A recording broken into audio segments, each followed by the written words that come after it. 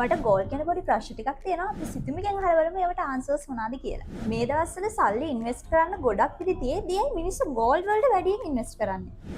ඔව් දැන් ඇත්තටම ගත්තාම මේ අවුරුද්ද විතරක් ජනවාරි වල ඉඳලා මේ වෙද්දී 58කින් වගේ ගෝල්ඩ් ප්‍රයිස් එක වැඩි වෙලා තියෙනවා. ඒ වගේම තමයි ඇවරේජ් එකක් විදිහට ගත්තාම හැම අවුරුද්දකම 10 15 වගේ රේන්ජ් එකක ගෝල්ඩ් ප්‍රයිස් එක වැඩි වෙලා තියෙනවා. අපිට ඉන්වෙස්ට්මන්ට් එකක් විදිහට ගෝල්ඩ් නෙක්ලස් එකක් වගේ එකක් පර්චේස් කරන්න පුළුවන්. ඔයා ඉන්වෙස්ට්මන්ට් එකක් විදිහට ගෝල්ඩ් පර්චේස් කරනවා නම් හොඳම ගෝල්ඩ් කොයින්ස් පර්චේස් කරන එක තමයි. කැරට් 18, 22, 24 කියන ගෝල්ඩ් ගත්තාම මේ වගේ තියෙන වෙනස මොකක්ද? කැරට් 24 ගත්තොත් ඒක සංශෝධභාවය වැඩි 99.9ක් වගේ තියෙන නිසා ඒක සුදුසු වෙන්නේ ඉන්වෙස්ට්මන්ට් වලට. හැබැයි කැරට් 18 කැරට් 22 තමයි ඩේලි යූස් කරන්න හොඳ ජුවලරීස් වලට. ඉතින් ඔයාටත් මේ වගේ ප්‍රශ්න තියෙනවා නම් ස්ක්‍රීන් එකේ තියෙන නම්බර් එකට WhatsApp message එකක් දාන්න.